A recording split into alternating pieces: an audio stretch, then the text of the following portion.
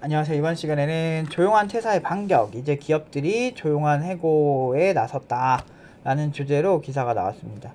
정말 참 예전부터 제가 항상 경고를 했었죠.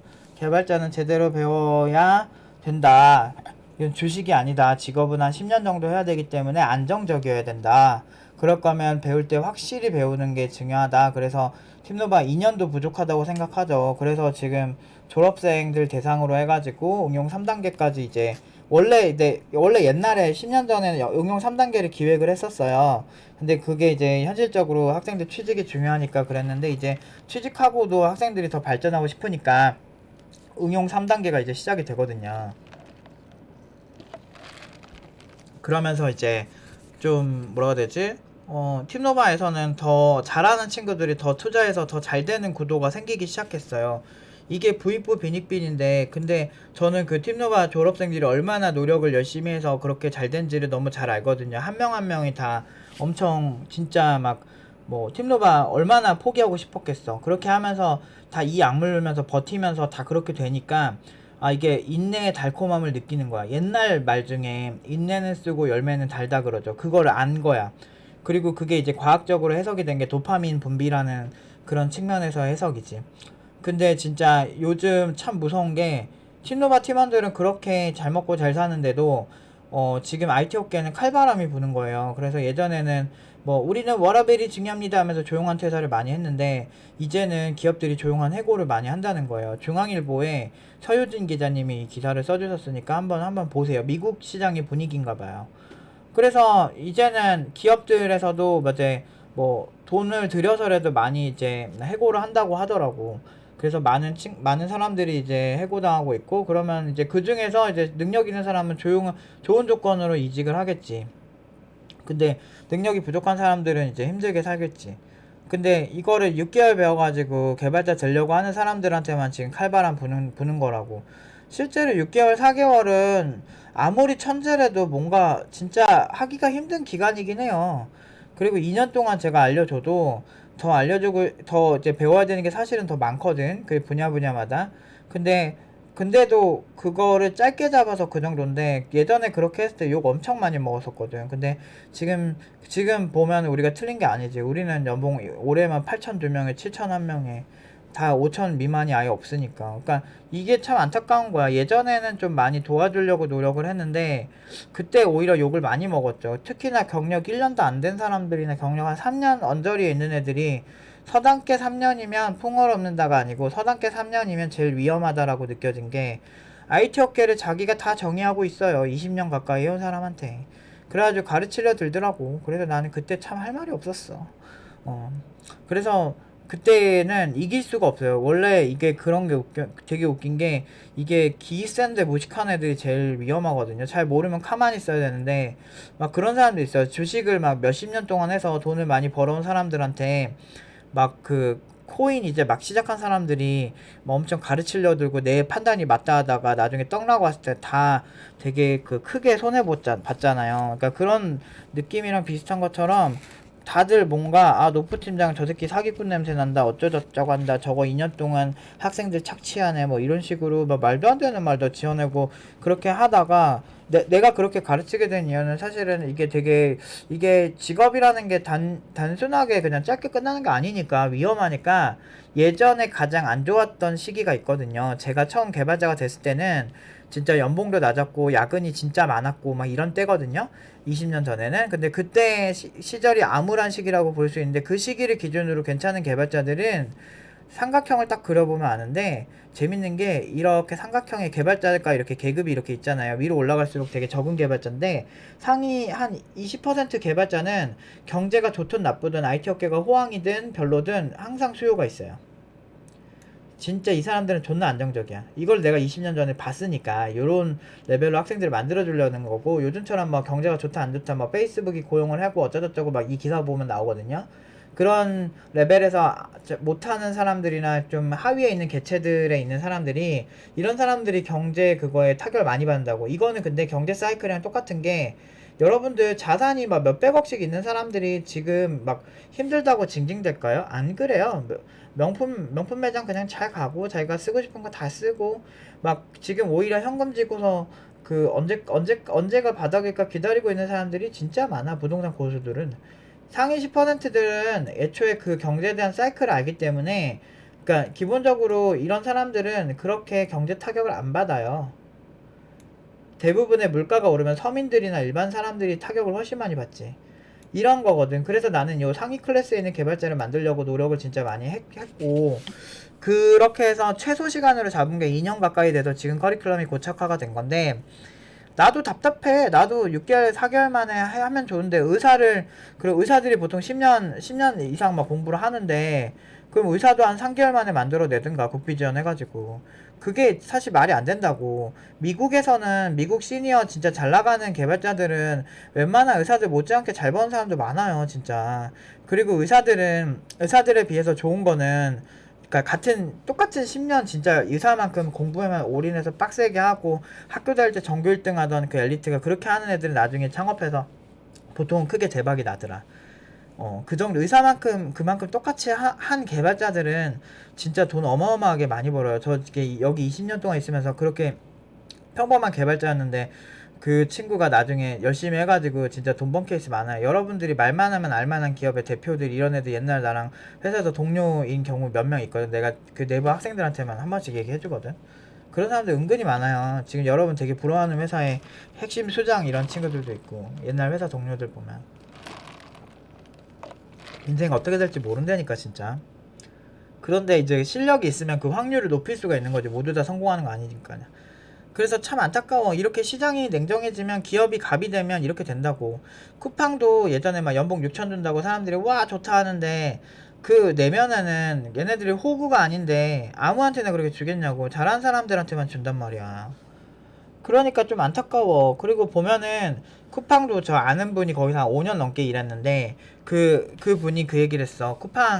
쿠팡이 요새 안 좋은 기사만 찾아봐도 쿠팡이 되게 어떻게 보면 되게 기민하다 그래야 되나?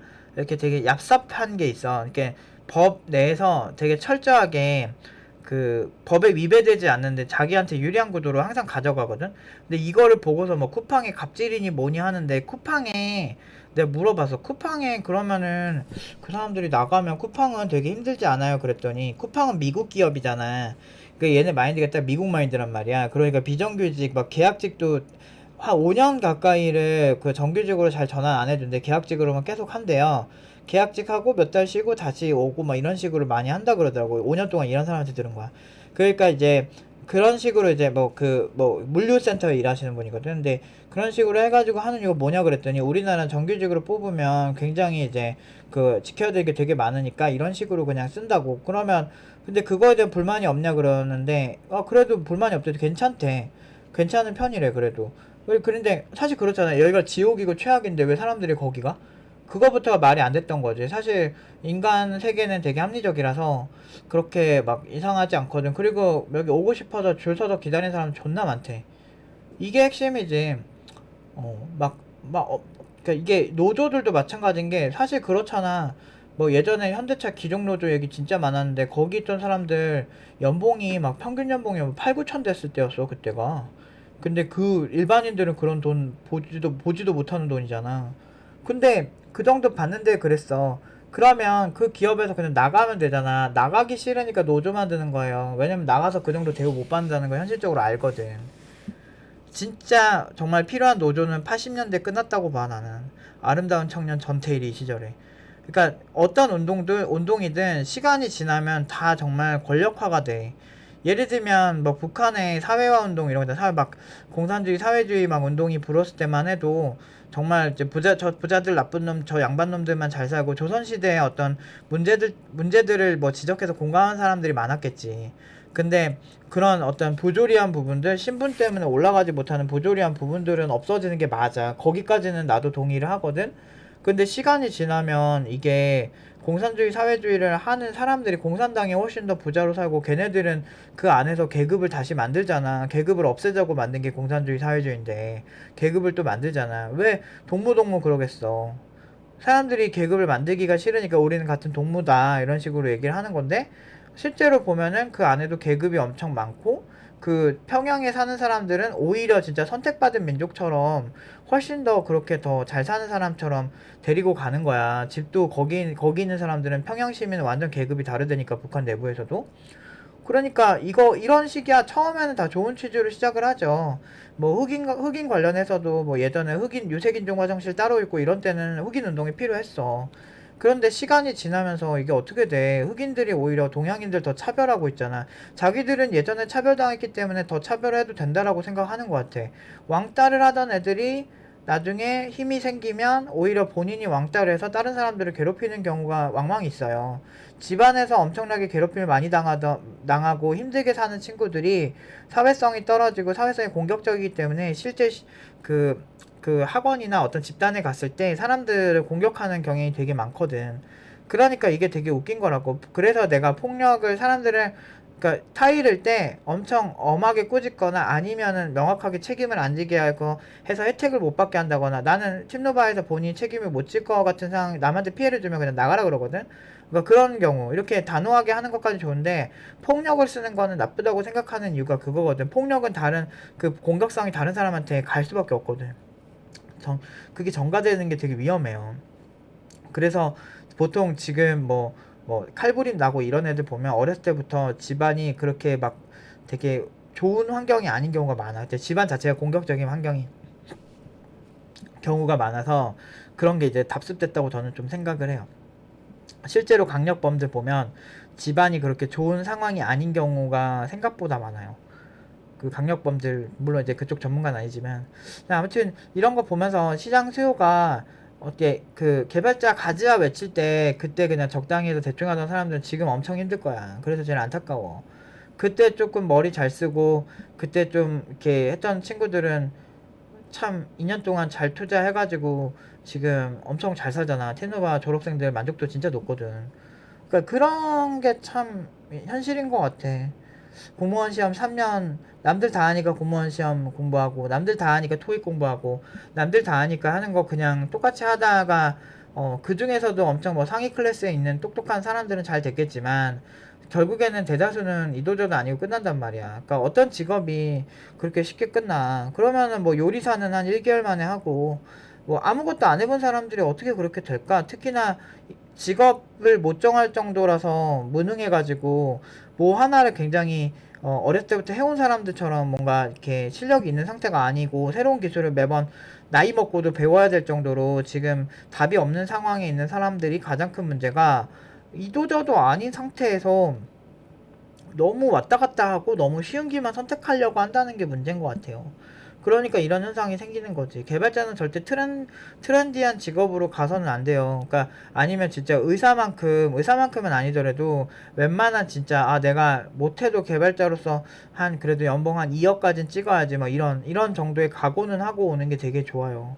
여기 진짜 단순하지 않다고. 이걸 그냥 부심을 부리는 게 아니고 진짜 하루에도 논문이 진짜 막 수천 개가 쏟아지는 곳이에요. 수만 개 쏟아질걸. 그 미친 곳이야 여기. 기술이 오픈소스 프로젝트 깃허브에 가서 프로젝트 몇 개 있는지 한번 봐보세요. 진짜 많아요. 그러니까 개발자들이 지금 생산해내는 코드가 미친 듯이 많은데, 그런 시장에 와가지고 그냥 적당히 먹고 살 수 있을 거라 생각해서요. 이쪽은 적당히 먹고 사는 분야 아니에요. 연예인들도 그러잖아요. TV에 나오는 연예인들과 그렇지 않은 연예인들이 그 돈 버는 차이가 크잖아요. 그런 것처럼 딱 이쪽도 내가 봤을 때 한 상위 20%들은 진짜 어디 가서 좀 떵떵거리면서 살 수 있는 개발자들인데, 나머지는 진짜 남의 눈치도 많이 봐야 되고 야근도 많이 해야 되고 진짜 3D 업종 느낌 난다고. 근데 굳이 준비 안 하고 가서 3D 업종 느낌으로 살지 말라고 하는 거죠. 그럼 회사에서 배우면 되지 않냐라고 하는데, 준비 안 된 상태에서 회사에서 못 배워요. 여러분들도 내가 레벨 10 던전에서 여유있게 사냥하는 뭐 레벨 15 정도 되는 사람이면 여유있게 돈을 벌 수가 있는데, 보통 이제 오토 같은 거 돌릴 때 좀 여유있는 던전에서 내가 잘 안 죽을 수 있는 던전에 돌리잖아요. 그런 느낌으로 하면은 그나마 차라리 좀 쉽게 일을 한다든지 워라벨이 좀 발생한다든지 아니면은 좀 뭐 아이템이라도 좀 많이 벌다든지 하는데, 실제 기업들은 그렇게 만만한, 그렇게 레벨링이 쉬운 기업들이 거의 없어요. 그리고 그 일정 수준 이상 레벨업이 된 상태야 그렇게 레벨링을 돌릴 수가 있는 거야. 근데 레벨 10밖에 안 된 사람들이 레벨 30 던전에 가서 하면 진짜 하나 잡을 때도 물약도 남들보다 두세 배 써야 된단 말이야. 그러면 비용만 많이 들고 그 투자 대비 성과가 안 좋단 말이야. 개발자들이 그래요. 그 지금도 똑같아. 그래서 지금 실력 어설프게 쌓은 사람들은 엄청 고생할 거예요. 그래서 지금이라도 정신 차리고 주말에 열심히 지금 공부하시고 그 온라인 강의도 보시고 뭐 이렇게 투자도 많이 하셔가지고 공부하셔야 됩니다. 앞으로 이게 이런 그 현상이 심해질 거예요. 지금 준비 제대로 못하고 준비 제대로 못한 상태에서 막 갑자기 또 막 그 뭐 V4 비닉빈 나중에 외치지 말고요. 지금 여러분들이 개발 기술로 부자가 될 수 있는 시기고 개발 기술만 잘 알면 앞으로 가능성이 얼마나 큰데 구글 웨이모가 상용화되잖아. 자율주행 자동차 하고 싶어하는 기업이 국내엔 없을까요? 잘 생각해 보세요. 아무튼 오늘은 여기까지 하도록 하겠습니다.